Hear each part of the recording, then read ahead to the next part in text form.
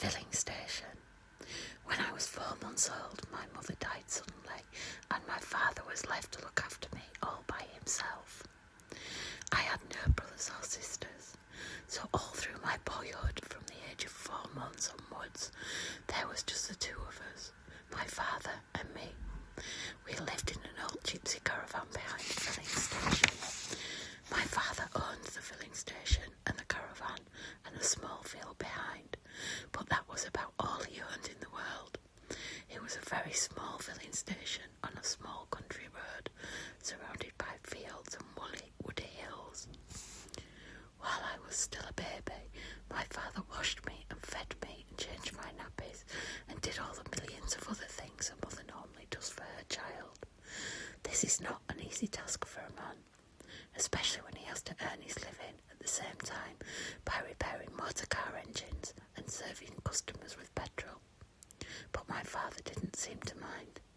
I think that all the love he had felt for my mother when she was alive, he now lavished upon me.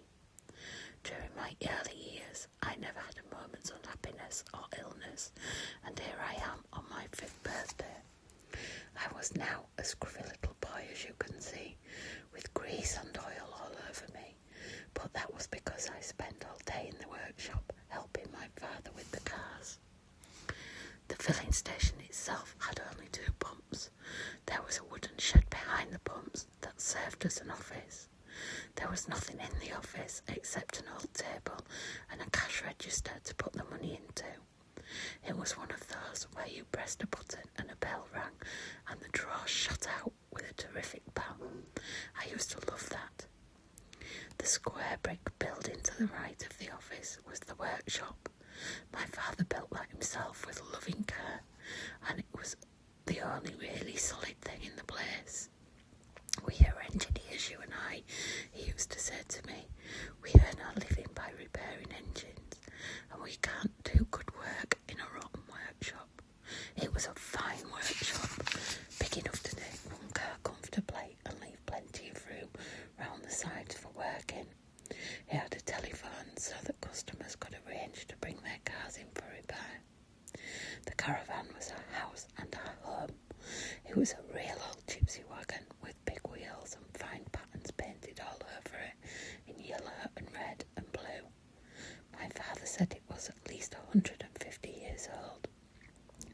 Many gypsy children, he said, had been born in it and had grown up with its wooden walls. With a horse to pull it, the old caravan must have wandered for thousands of miles along the road and lanes of England.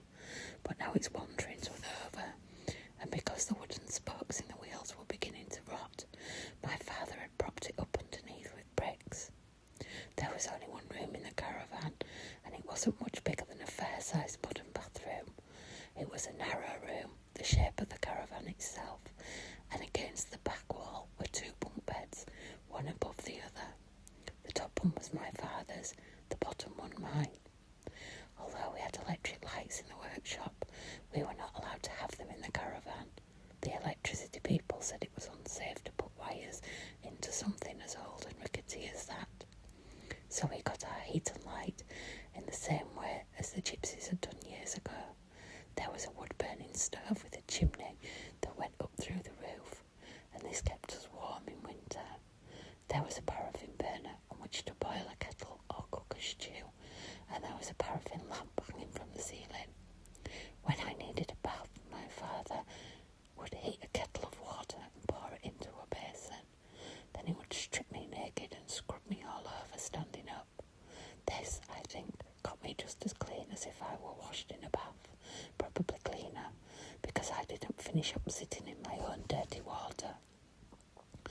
For furniture, we had 2 chairs and a small table, and those, apart from a tiny chest of drawers, were all the home comforts we possessed. They were all we needed. The lavatory was a funny little wooden hut stood in a field somewhere behind the caravan.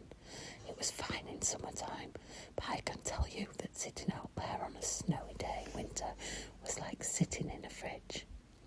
Immediately behind the caravan was an old apple tree. It bore lovely apples and ripened in the middle of September, and you could go on picking them for the next 4 or 5 weeks.